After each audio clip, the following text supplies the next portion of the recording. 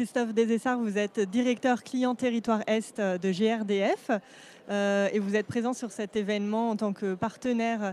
Que pensez-vous de la journée aujourd'hui ?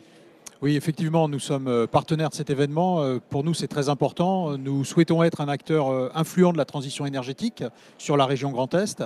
Et aujourd'hui, de pouvoir croiser cette multitude d'entreprises, quand nous sommes un grand groupe comme nous, c'est vraiment réjouissant parce qu'on voit que tout le monde est centré sur le même objet, de pouvoir partager ses connaissances, ses compétences et de travailler ensemble vers des objectifs qui seront très salutaires demain pour les générations futures. Et si on vous dit innovation responsable, qu'est-ce que ça vous inspire ? Innovation responsable, moi, ça m'inspire deux choses très concrètes. C'est qu'aujourd'hui, ce qui est très important, c'est de pouvoir maîtriser son énergie. Pour la maîtriser, il faut la mesurer. Pour la mesurer, il faut la comptabiliser.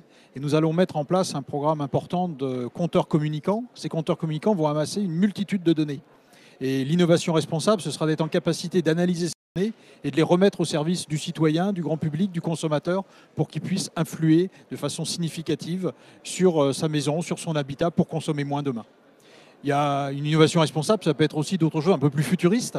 C'est au niveau des énergies renouvelables. On sait aujourd'hui que les énergies renouvelables électriques, qui sont intermittentes et par définition produisent quand il y a du soleil, quand il y a du vent, et pas forcément quand on a besoin des consommations.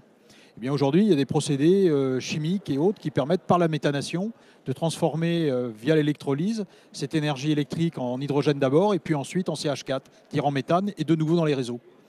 Voilà, ça paraît simple comme ça. Bien sûr, derrière, il faut beaucoup d'innovation, il faut encore beaucoup de recherche pour que tout ça soit optimisé et économiquement puisse se mettre en place dans l'écosystème local et en région Grand Est notamment. Très bien, Merci. merci beaucoup.